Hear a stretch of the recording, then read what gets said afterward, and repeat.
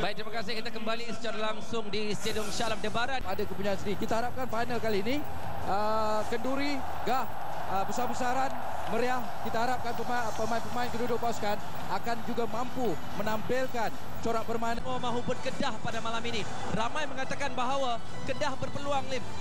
Ya, apa yang saya lihat di atas kertas memanglah kekuatan berpihak kepada pasukan Kedah.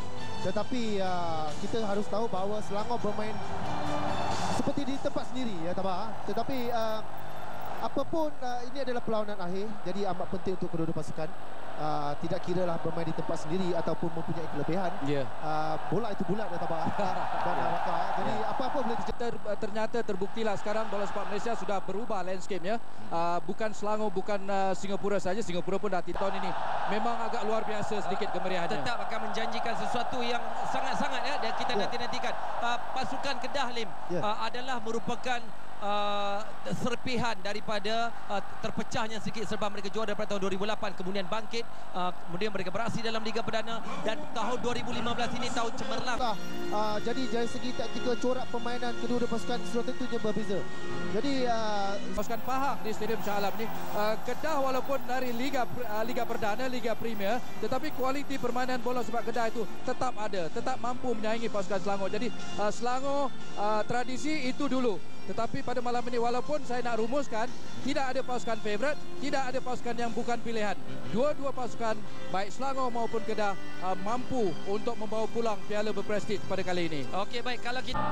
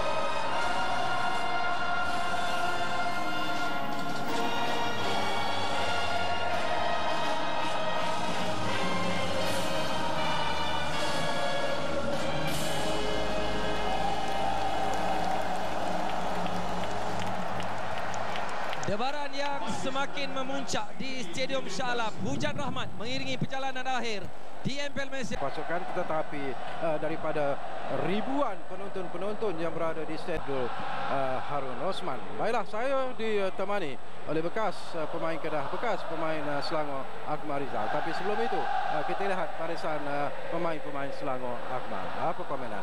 Ya, ini adalah pemain-pemain yang selalunya diturunkan oleh Mehmet Nurukovic dan saya rasa inilah pemain terbaik yang ada untuk pasukan Selangor pada musim 2015 ini. Tumpukan kepada pemain-pemain Kedah yang diturunkan dan tentunya lah kita faham bahawa Kedah mengharapkan sesuatu daripada penjaring gol utama mereka, Chedi Ede dan Sandro Da Silva, dua pemain yang mungkin akan menjadi masalah kepada barisan pertahanan Selangor. Ya, itu adalah kekuatan pasukan Kedah. Terletak pada dua orang penunjukkan. Tan Cheng Ho telah memilih barisan kejurulatih beliau yang cukup baik dan beliau mempercayai apa tindakan yang akan diatur oleh jurulatih pembantu beliau apabila beliau tidak bersama dengan pasukan.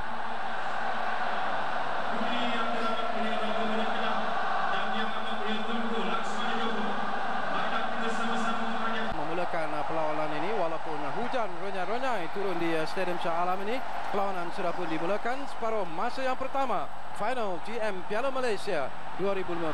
Serangan awal daripada pasukan Selangor tetapi agak mencemaskan. Set piece dapat dirancang dengan teliti, tumpuan kepada Muhammad Hazwan Bakri yang sudah pun bersiap sedia sekarang ini. Sementara itu kita lihat satu percubaan terus hampir lagi mencemaskan penjaga gol pasukan Kedah iaitu Muhammad Firdaus Muhammad. Dan satu sepak Hantaran ke dalam yang dilakukan oleh Raimi. Hantaran tidak sampai. Satu lagi gerakan yang menarik sekarang ini di Paula. Satu ruang yang cukup selesa sekarang ini bagi pasukan Selangor. Itu dia gol. Satu gerakan yang cukup menarik dan kita lihat bagaimana Ahmad Hazwan Bakri melakukan satu penyudah minit yang ketiga separuh masa yang pertama ini. dan satu gerakan yang menarik tadi dimulakan oleh Guillermo de Paula. Ya, beliau berjaya melihat di manakah Hazwan membuka permainan di sebelah kanan tadi dan beliau berjaya untuk buat satu kontrol bola jauh daripada Syafizan Hashim dan beliau berjaya buat satu chip yang cukup mudah dan satu teknik yang baik juga daripada Hazwan berjaya menewaskan penjaga gol pasukan Kedah iaitu Muhammad Firdaus. Jadi sesuatu yang cukup menarik sekarang ini berlaku di Stadium Shah Alam. Kita lihat sekali lagi bagaimana jaringan yang dilakukan. Tekanan mungkin dirasai oleh pemain Kedah, tetapi masa masih panjang sebenarnya. Dan jaringan awal satu gol ini mungkin akan dapat ditambah oleh pemain Selangor. Satu lagi cross yang dilakukan yang cuba mencari gol lima di Paula, tetapi tolakan yang menarik sekarang ini. Satu ruang yang cukup cantik. Satu idea yang cukup menarik sebenarnya daripada Leredon Krasniki, tetapi sayang sekali serong pergerakan ini ada. Kedudukan yang bahaya sekarang ini di Paula. Satu lorongan yang dilakukan, keadaannya agak terbuka, tetapi sayang sekali terlepas satu lagi gerakan yang cukup menarik. Leredon Krasniki sebentar tadi. Ya, apa yang ingin dilakukan oleh Leredon terpaksa menolak ke belakang sekarang ini. Satu larian yang cukup menarik, percubaan yang harus diberi pujian. Satu idea yang cukup menarik sebenarnya. Percubaan daripada Riza itu yang perlu dilihat secara serius sekarang ini pasukan Kedah untuk bangkit semula dalam separuh masa yang kedua nanti. Keputusan separuh masa yang pertama, Selangor 1, Kedah 0. Kembali secara langsung dari Stadium Shah Alam, DMPL Malaysia, perlawanan akhir untuk Nasaruddin sudah pun meniupkan whistle memulakan permainan separuh masa yang kedua. Satu kedudukan yang cukup mencabar terutamanya bagi pasukan Kedah dan bagi pasukan Selangor juga. Mereka ingin mempertahankan kalau boleh kedudukan ini dan kalau boleh juga tentunya lah sekarang ini coba diatur, tetapi agak sukar bagi pemain Selangor untuk mengejar hantaran itu, tetapi mereka mempunyai ruang sekarang ini. Satu lagi peluang, gerakannya menarik, gol. Satu sudut yang mungkin kelihatan agak sukar dan sekali lagi menjadi pergerakan di antara Ahmad Hazwan dan juga Guillermo de Paula. Jadi begitulah keistimewaan kombinasi dua pemain ini, de Paula dan berjaya menghasilkan gol yang kedua melalui Hazwan Bakri menit yang ke-47.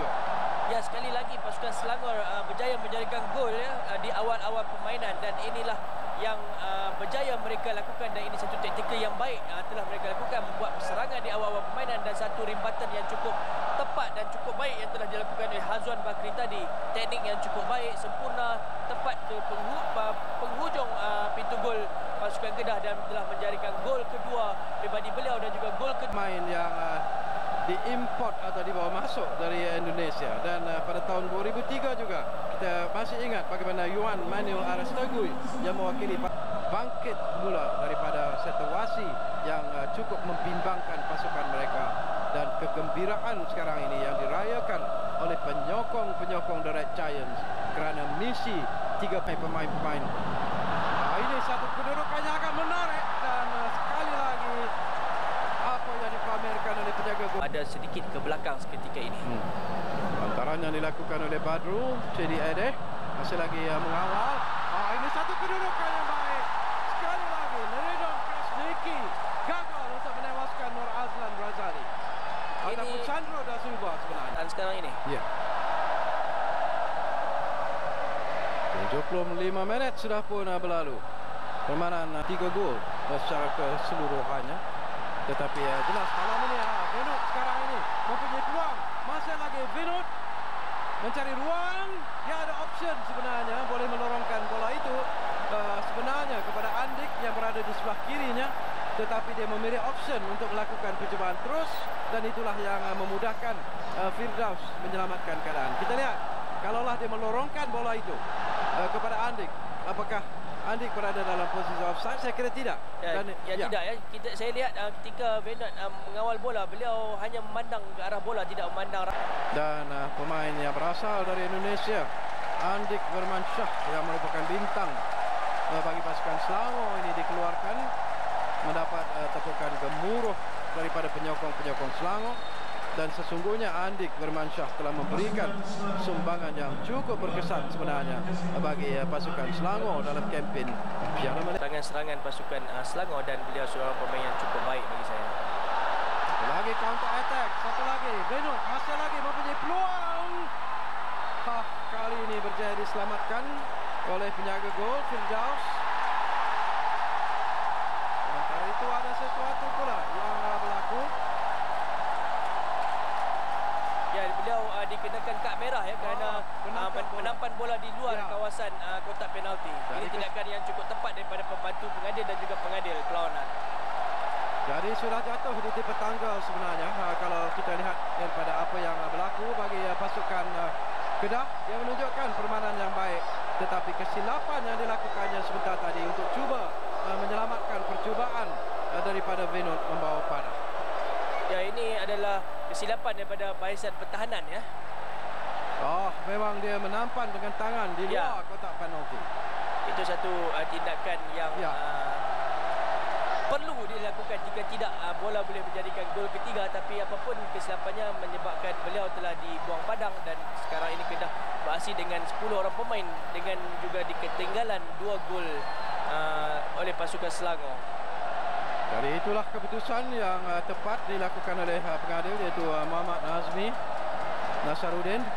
Dia juga tidak ada pilihan lain selain daripada melayangkan kad merah kepada Muhammad Firdaus. Jadi tekanan kepada Tan Cheng Ho sekarang ini.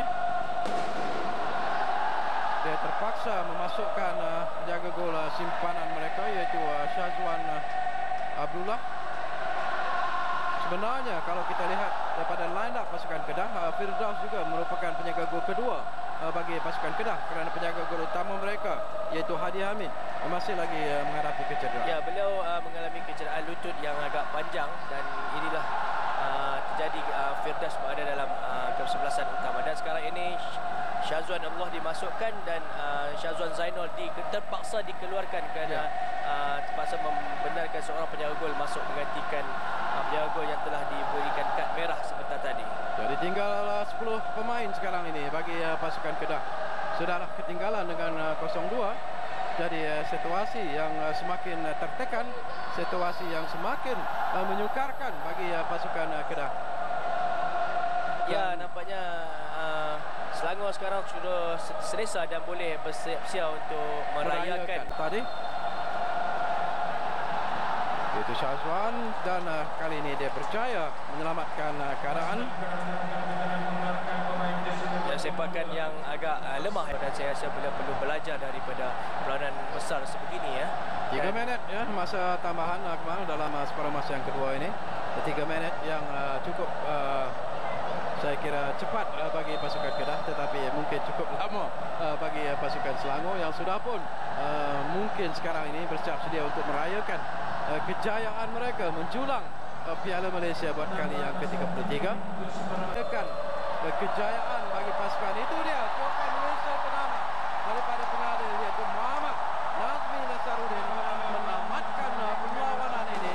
Final PM Piala Malaysia 2015. Kejayaan matlamat yang dikejar oleh pasukan Selangor untuk merangkul kejuaraan kali ke-33 menjadi kenyataan, menewaskan pasukan Kedah dengan 2 gol kosong dan kedua-dua gol dijaringkan oleh Ahmad Hazwan Bakri.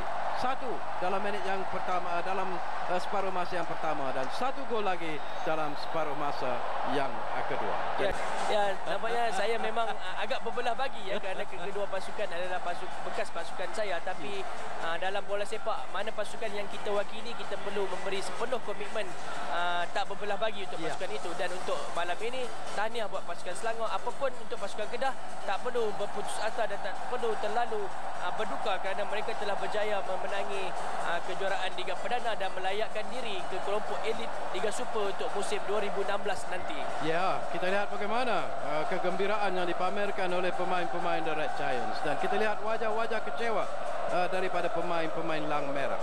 Mereka sekurang-kurangnya sekarang ini berada pada landasan yang betul. Mereka menjuarai Liga Perdana dan musim depan mereka akan beraksi dalam Liga Super. Itu juga satu kejayaan yang cukup cemerlang yang telah dicipta melalui jurulatih mereka iaitu Tan Cheng Ho.